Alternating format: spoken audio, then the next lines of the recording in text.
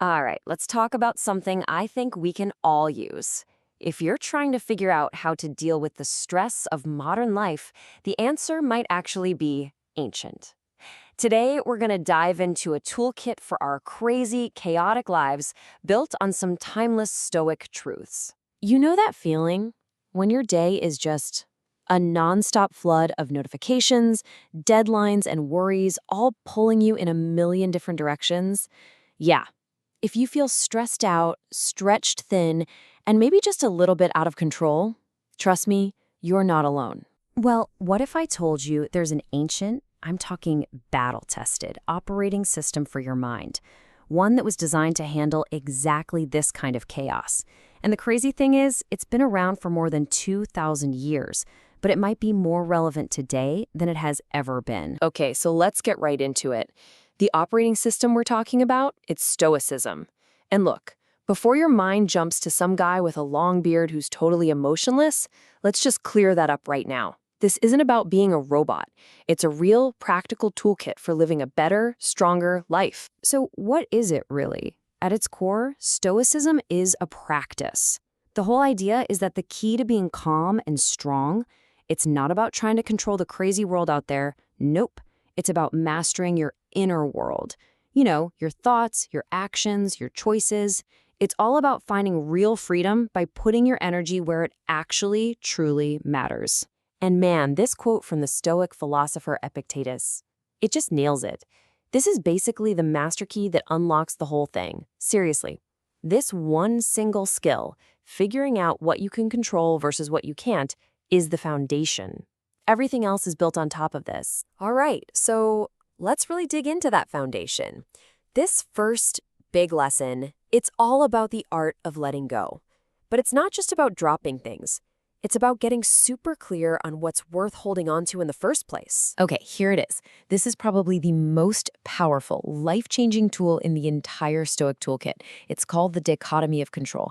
And it's so simple, it's brilliant. Just look at these two columns. In one, you've got everything you can control. Your judgments, your actions, your will. But in the other, everything you can't. We're talking traffic, the weather, what other people think of you, the past, you name it. And here's the absolute kicker. Almost all of our stress, our anxiety, our frustration, it comes from wasting our energy trying to control that second column. Real peace of mind, it happens the moment you decide to focus only on the first. So how do you actually use this when you're feeling stressed? Okay, let's take a real-life example. Imagine you get some tough feedback at work. Your gut reaction might be to get angry or defensive, right? But instead, you apply the filter. First, just pause. Take a breath. Then you identify, okay, is this internal or external? The feedback itself, that's external. You can't control what your boss said. But, and this is the important part, you can 100% control your response to it. Are you going to get upset, or are you going to see it as a chance to get better? That choice, right there, is all you. So that's where you put your energy. Not on the event, but on your response. Okay, so this builds on itself. The next step is super powerful because Stoics don't just, grit their teeth and get through hard times. No way. They actually see hardship as an opportunity. They have this amazing framework for taking any obstacle and literally flipping it on its head. All right, let's go back to that work scenario. Let's say you really messed up on a project. I mean, a big mistake.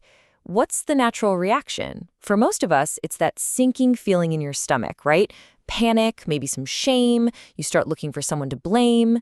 It just feels like a total disaster. But now, watch this. Here comes the Stoic reframe.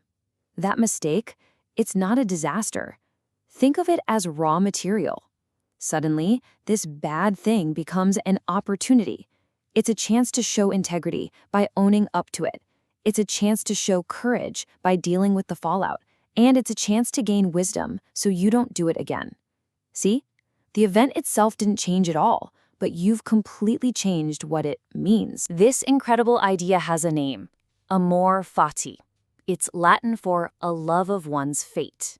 And it's a huge concept. It's not just about gritting your teeth and accepting what happens.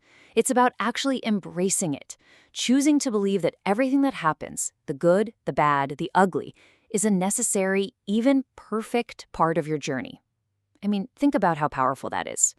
If you can learn to love whatever life throws at you, what could possibly defeat you? All right, so this philosophy isn't just for when things go wrong. It's not just an emergency toolkit. Stoicism is really about thriving, day in and day out. So let's talk about how you can actually weave these ideas into your daily life. Okay, so here are 4 really practical exercises you could literally start today. First, there's negative visualization. Now, this sounds a little dark, but stick with me. For just a minute, imagine losing something you value, your job, your health, a person you love. It sounds morbid, I know, but the effect is immediate. You suddenly feel incredibly grateful for what you have. Or try the view from above. Just imagine floating up, looking at yourself and your problems from way up in space. It doesn't make your problems disappear, but man, it shrinks them down to size. The point is, these aren't some huge, time-consuming rituals. They're tiny mental shifts that, over time, build incredible strength. And this quote from Seneca, another one of the great Stoics, it just perfectly sums up the whole goal. Think about it. Real wealth has nothing to do with having more stuff or more status or more followers. It's about training your own mind to appreciate and want what you already have. That's a game changer. Contentment isn't something you buy, it's a skill you build. So, to wrap this all up, I want to leave you with a challenge, a question you can take with you right now. Just take a second and look at everything that's worrying you, everything on your to-do list. Find one thing, just one thing, that you know is totally outside of your control. And ask yourself, can I choose to let go of that? Right now, today? Because in the end, that choice is all yours.